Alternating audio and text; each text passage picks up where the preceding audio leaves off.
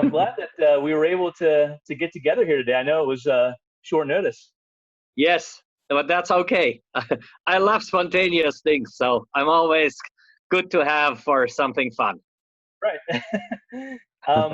So I've been following you for a while, as you know, on Facebook through the Horology Talk group and some of the other groups, and I've always kind of wondered, what does he do?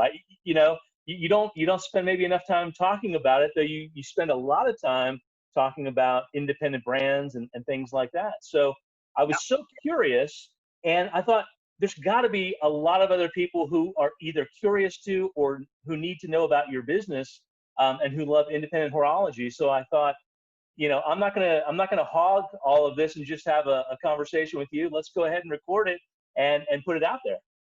Cool. No, thank you very much. I mean, I am very happy when people give me the opportunity. I have kept a low profile in terms of what I'm really doing. There are several reasons, and the primary reason is the country I live in.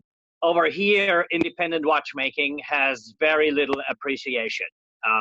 If you go into German watch forums, they're bashing any independent. It doesn't matter. It can be the best. It can be Philippe Dufour. Doesn't matter. They're all nothing in their eyes. They're all overpriced in their eyes, and their work is just nothing special. And so there's no appreciation, which has made it a little harder for me, because in my dream and in my vision, when I started this business, I wrote to you earlier today that what got me first into it was that one first meeting. And I think that was actually still in 2009, after I returned to Germany from the US. I met this guy, Jean-François Ruchonnet, a very open and very fun person. And we had lunch. And during lunch, he said, "Hey, Boris, do you want to meet the godfather of watchmaking?" And I'm like, "Who do you mean?" "Well, I'll show you. Just wait for the surprise." So first we went to his Cabestan manufacturer. They're making a few watches. I don't know what their stand is, where their situation is nowadays. I've never been there again, but the watch they made was highly complicated. It had a sapphire, which was like waved like this, and then like this, and then like this to close off. It was very complicated, 1,300 parts approximately. And so this was just my first experience seeing watchmaking. Before that, I was just somebody who liked watches, who was pretty clueless about watches. And I don't want to claim I know it all now, but I learned a lot. And that was kind of like the door opener to, and also my mental opener to say, wow, there's so much more aside from Rolex and Omega and maybe Panerai, those brands that kind of get most people at some point in what they believe is higher horology, which it kind of isn't really. They're mass-produced products. Not that they're bad, they're fantastic, but real horology, that's different. Yeah, there's something different about not only the handmade part of it, but also the relationship part of it, right? Absolutely. When you get into the independent part of watchmaking, just like you are doing, you probably get to know the people behind it. You get to know, with Moser, maybe Edouard or something, and you see how their personalities are and how much they're a human. You're buying some of these big brands, you're going to meet nobody, maybe the jeweler you're buying it from. Yeah, that was my experience. My first foray into independent horology was through Moser, as you know. Yep. And when I began just a little bit of back and forth with Edouard, I saw him in videos. He was very personable. I saw where his vision was going for the company. And then as I had some interactions with him, I could relate to him also in terms of building a business, building a brand, those things that small business owners strive to do. And so you begin to relate to these people and their struggles and their overcoming and triumphs, as we're seeing with Moser right now, and maybe independent horology in general. And it becomes a very exciting thing to be a part of, much more so than something like as you said, a very good product like a Rolex or or a Panerai. It's just very different. It's a very personal experience. Yes. And I don't know how much you have researched on me. I have written for horology magazines, watch magazines. I have given speeches here in Germany on watches and watch topics. There was one earlier last year in Munich at the big watch fair, which was kind of the last watch fair we had before Corona hit us. Actually, at the time, Corona had already hit us, but nobody knew. And I was invited that only evening. I was in Munich. And for whatever reason, I love to party, but that night I said no. I was very lucky. Everybody who was at that party, it was an Italian party in Munich, they got all infected. And then I didn't hear from these people for a while. Some got very hard infected. Some others, it was not too bad. But everybody felt this was not a flu. And so later on, I found a lot of these things out, but it took like several months until these things got coming. And then some of these people went to antibody testing, found out, oh shit, what I had back there was Corona. Right. So I was lucky, but you know, these are the things I try to be present on different levels, because I always think about selling a watch is not selling a product. It's selling an emotion, a passion, a feeling. It's more, to me, it feels more like you're meeting a beautiful date and you're having a great evening, and that's what the watch should convey to you. That's especially true when you go to independent watchmaking.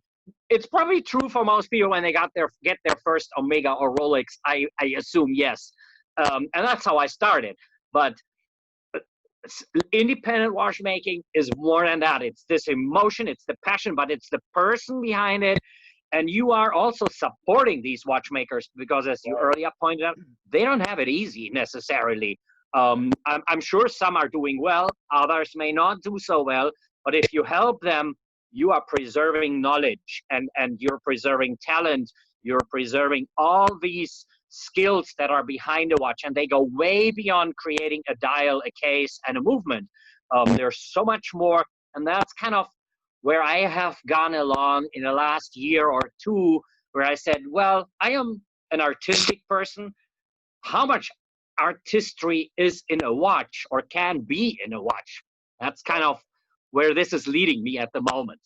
And some of the links which we're going to show, and the websites we're going to show in a little bit here, there's an exceptional level of artistry in these watches and watchmakers that you're working with. Yeah. Okay, so before we keep going on in that story, let's go back a little bit, because you were in the United States, in Chicago, living here for 14 years, when you really discovered your passion, or began to discover your passion for watches, and that took you first into vintage watches, correct? It did, yes. The first better pieces, you're gonna laugh now. My first buy on eBay was in early 1998. It was a Baume & Mercier. I still have the watch. It stopped running. I had it like overhauled by a watchmaker. It was a Formula 1 or Formula S blue dial, and I have a knack for blue dials. So I still have it. I rarely wear it. I think it's about 36 millimeter size. The design is, I would show you tonight, but I don't have the watch here. I kind of don't keep the watches at home. They're all in my bank vault. But nobody today would buy this watch, not even for $100. Well, you know, it's funny that you mentioned Baume & Mercier, because I can remember 25 years ago, going into a jewelry store, and one of the very first brands that I saw that I thought was, you know, at that time, it's, you know, $2,000 or $1,500, was a Baume & Mercier.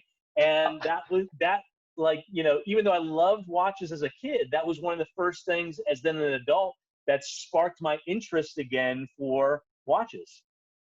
That's hilarious, Mark. Very funny. So we kind of started out in a similar way. Actually, we're going to go later to a brand, a micro brand, or or a really small independent brand that originates from that same town where Baume & Mercier started 150, 140 years ago. But we'll talk about it later. Okay. All right. Sounds good. Sounds good. Yeah. Now, so you're in Chicago. How did you get into vintage as compared to maybe many people who might just go down that path of Omega, Rolex, those sorts of things? What was it? Was it a cost element? What was it that drove you to vintage? You're gonna get a real laugh out of this. I actually flew to New York City, and it was an extended weekend for me. And I went to Wemby, and I hope I'm not doing wrong advertising mentioning a store name. But I went to Wemby. I actually had saved up money, and I wanted to buy myself possibly a Rolex, a new one. Back then, Rolexes were nothing rare. I mean, you could just walk in and buy one. Not me. I wasn't dressed appropriately, and the security guy had the store packed with Chinese or Asian buyers, and they didn't want any European or American buyers in that very moment, I guess. So they told me to come back. Well, I didn't come back, but I went back home. And when I was back in Chicago, I logged on and went on eBay and bought my first Rolex. That was kind of the beginning. It was a 5513. It was a vintage piece. Yep. I was clueless, and I may not have bought a perfect watch where everything was matching as we know today. But back then, that was all we knew. I had nobody to ask. There was no internet that I could consult. I didn't have any friends in the industry. I didn't know any collectors. I just bought it. I kept it for a while, then sold it, and that's where everything started. Gotcha. Okay.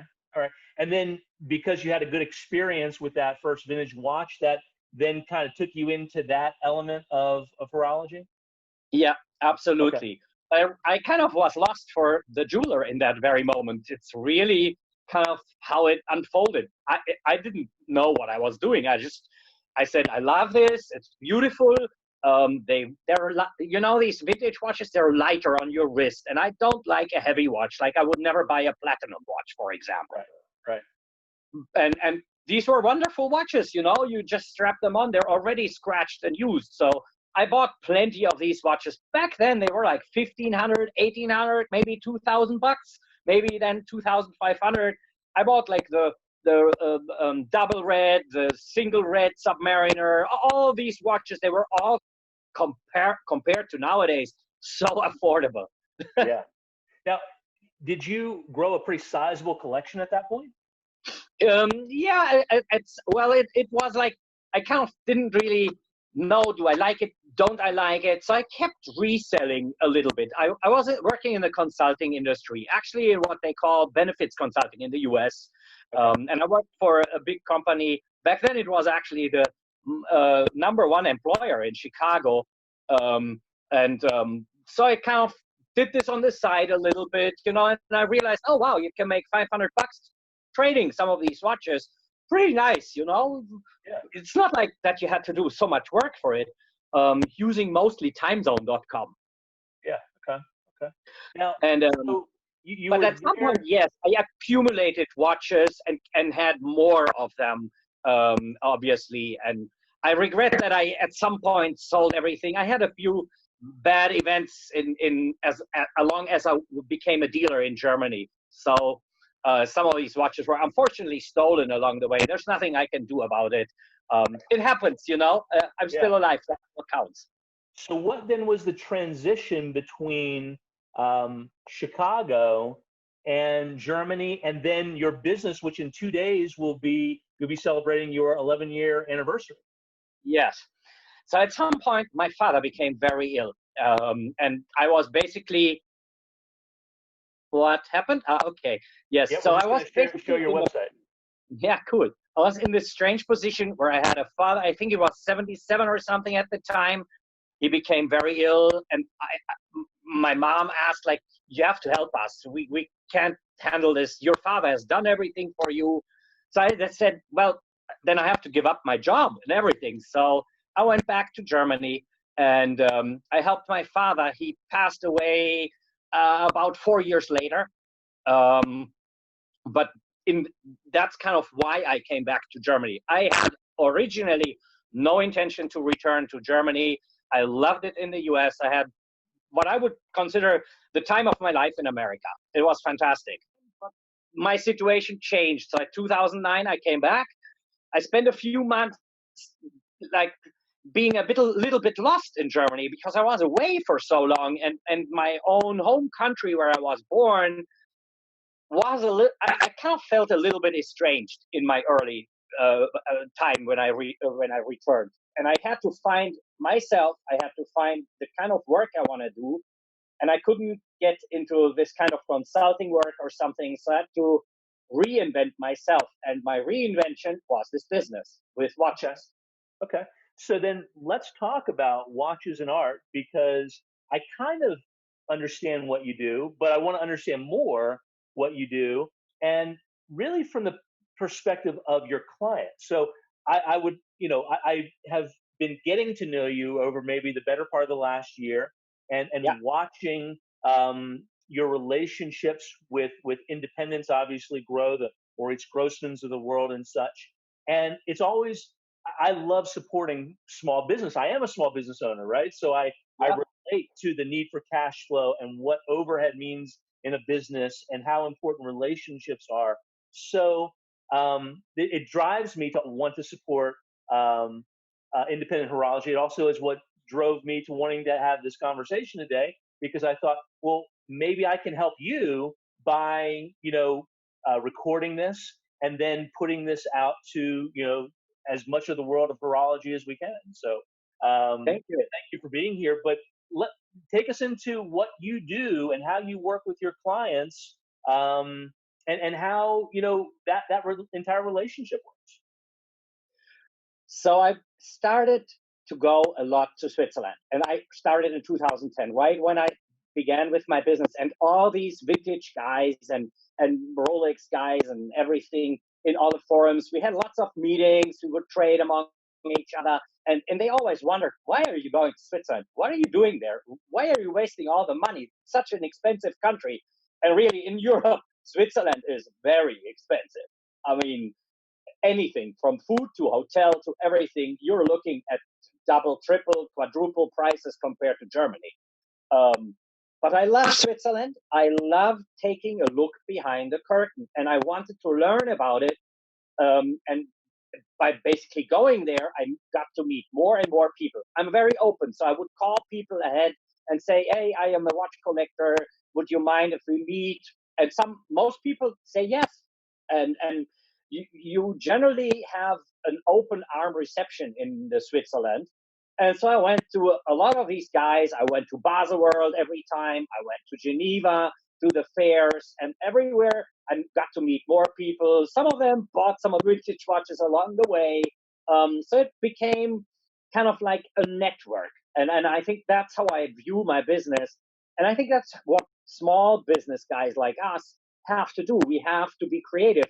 This is not done by advertising, by taking like a big chunk of money and then throwing it out for advertising and believing that you'll find clients. Yes, you can approach it that way, but I don't know if that works really well with watches, because watches aren't necessarily high profit items. Like, you are not running around with several 100% margin on top of it. If you're doing well, you probably have 40% margin. In some of these deals, you have maybe 10 or 15. It depends. Yeah, yeah, yeah, yeah. Which is a shoestring. 10 or 15% is a shoestring to work on as a business owner. Absolutely. You can only do this alone. I am alone. I have tried in the past to get people involved in this, but they cannot understand it. For them, it's so strange to sell a product that's so way out in terms of pricing, and nobody needs this. And so I kind of came to terms and said, okay, Boris, you're going to stay alone. Then organize yourself in a way where you can do this alone and be successful and give people something not everybody's giving. And that was in my back of my head. I kind of said, you know, the Rolex, everybody's trading this. You can go into any of the forums nowadays. You see everybody. There's 1 million people trading them. Do you want to be in competition with them? I don't think so. It was what opened me the doors, but then I went much further and looked behind everything. I must say, I am extremely grateful for what I've done. I don't want to claim I had a true vision 10 years ago or 11. I had something that moved me inside of my heart and of my soul that I kind of wanted to learn more. I am very grateful I did. At this point, it's a huge network. Yeah, yeah. It looks like it. And before we continue in that story, the first workshop that you were taken into, because you were just about to get there, was whose workshop? Oh, yes. Basically, after Cabestan, Monsieur Ruchonnet took me to Philippe Dufour. And you basically, it was, I think, in Le Sentier or something. I'm not sure if it was Le Sentier. It was a small house. We went inside. It was all packed with machines. There was like one watchmaker sitting at the table. And there was this older gentleman, kind of a really like a very French kind of person. I mean, this is the French part of Switzerland. Yeah. And it was, for me, it was like I am entering a movie, a dream. You know, you're going back a century in time, and here's this guy that's polishing a movement part to death until it's like unbelievably pretty and beautiful. And back then, I didn't know enough. I had no idea. I have seen Philippe Dufour a few more times throughout the years. We talk when we meet each other. Wonderful gentleman. It was a fantastic experience. I'll never forget this experience in his workshop. He had an incredible way to kick off your career, huh? Yeah. He had one simplicity there, which was a ladies' model. It was a return from, I think, Japan, where somebody had ordered it, but something didn't come through or something, so the watch came back.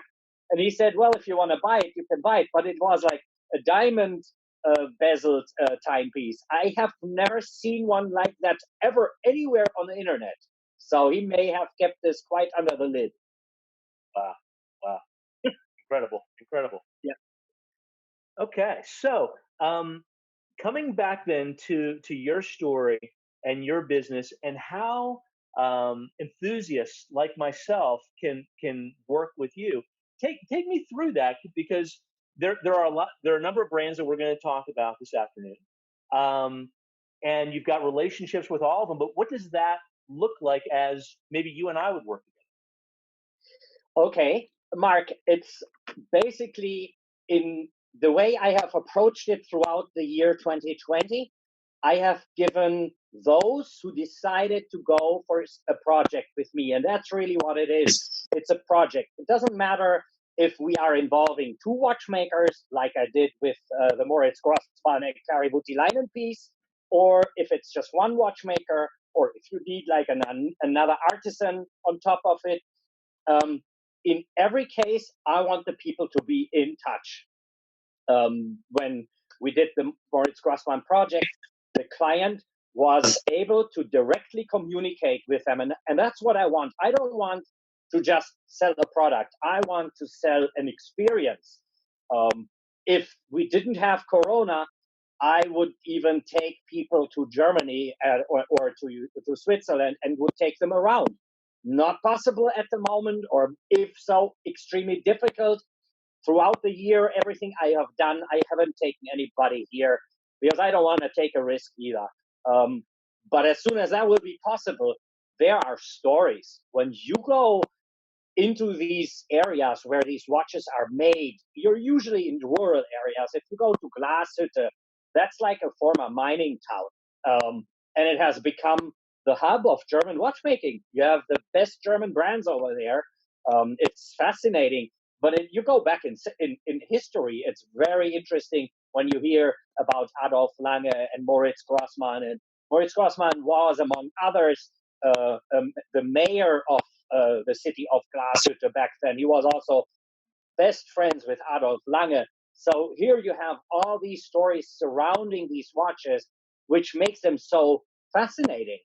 Yeah, yeah, and kind of going back in history in this industry, and talking about small businesses. Many of these people were interdependent upon one another's businesses, to make their watches. Correct?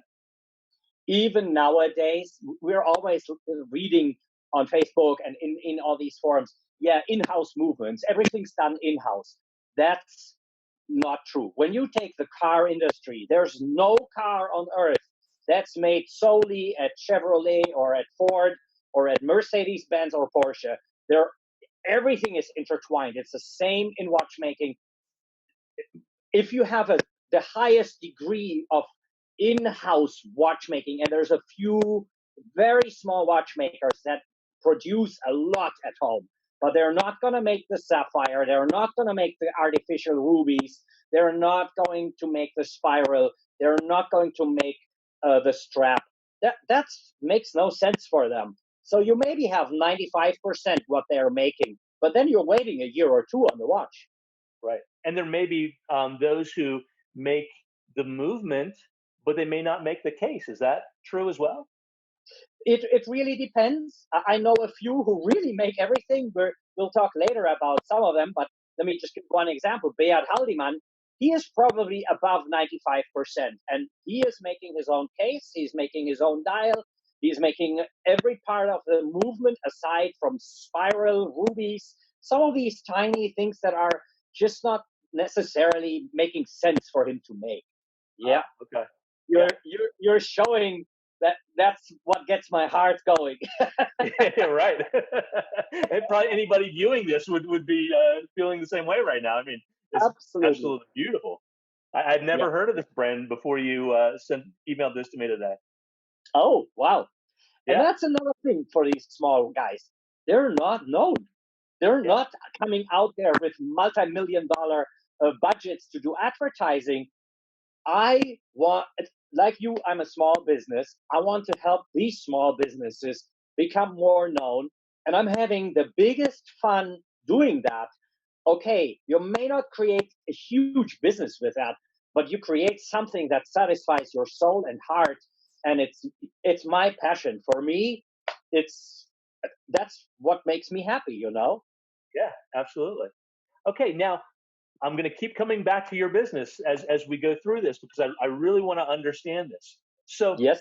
maybe, so I've been collecting for about 5 years, Okay. and for maybe the better part, well, a little over a year, I've now been introduced to independent horology. So I don't know all of the players out there, but you probably have hundreds of relationships and can maybe even begin to guide someone who is getting into independent horology or is already into it, into different brands depending upon what they're looking for, or maybe you just help, walk them through all the possibilities. What kind of conversations do you have with your clients, and is that realistic, or am I going down the wrong path? No, Mark, you're hitting the nail on the head. Um, and this is basically what I'm doing. I basically spend time with a potential client. And initially, this is not a sales talk. I am actually not interested in having sales talks. I had enough sales talks in the past, because it's my business and I had to get rid of these watches at some point. Now, this is not a sales talk. This is opening eyes and ears of another person. Even more so when the person doesn't know this stuff, and this stuff is not really known. But if you can open their heart for it, they start researching. And that's an experience I made in the last year. Once I get them going, I tell you, within 3 months or 6 months, they know more than I do. And they're teaching me, and I am learning from them. Because then they go and are Googling like masters, and they're like figuring out things and bringing brands to my attention.